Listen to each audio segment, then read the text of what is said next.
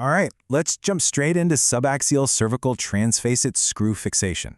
If you're gearing up for a case or grinding through board prep, nailing down the safest, most biomechanically solid trajectory is absolutely crucial. So, we're going to break down 4 specific placement techniques into the high-yield anatomical landmarks you basically just need to commit to memory. Looking at the anatomical entry points in those sagittal trajectories, you can see some pretty stark contrast between the Takayasu, Klekamp, and Dalcanto techniques. Notice how the Takayasu technique uses this incredibly steep 70-degree angle, aiming straight caudal with literally zero lateral angulation.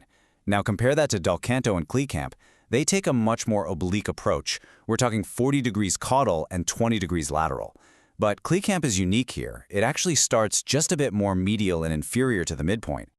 Right, so moving on, we see a completely different philosophy with the Muthukumar approach. Notice how the entry point is exactly 2 millimeters above the middle of the lateral mass. And unlike Dalcanto or Klekamp, Muthukumar uses absolutely no lateral angulation, none. The drill just passes perfectly perpendicular to the facet joint. The whole idea here is to safely grab all 4 cortical surfaces.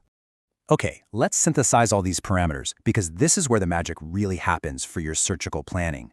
You'll want to lock these numbers in. Muthukumar enters 2 millimeters high, perfectly perpendicular, zero lateral drift. Takayasu also starts high, but aims steeply 60 to 80 degrees caudal. Then you have Dalcanto, dropping 2 millimeters low, aiming 40 degrees caudal and 20 lateral. And finally, Klekamp, which tucks in 1 millimeter medial and just slightly inferior, utilizing that same 40 by 20 degree trajectory.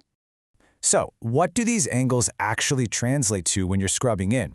Well, here are your high-yield complication profiles. Takayasu's steep trajectory comes with a dangerously high risk of hitting the vertebral artery or the ventral ramus of the nerve root if you push even a fraction too deep. Dalcanto's lower entry definitely saves the nerves, but it causes way higher rates of facet splitting, especially down at C5 to C7. Muthukumar gives you that safe 4-cortical purchase, but looking at the data, it decisively points to Klekamp as the safest overall option. It's essentially the best biomechanical compromise, successfully minimizing both neurovascular risks and facet fractures. Mastering these subtle, millimeter-level differences is really what separates a good surgeon from a great one.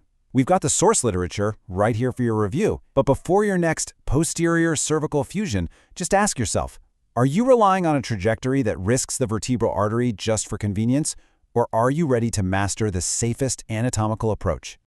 Placing subaxial transarticular screws, you've absolutely got to know your risks. Takayasu endangers the vertebral artery, Dalcanto splits the facet, but Klekamp minimizes both. Know your anatomy, protect your patient.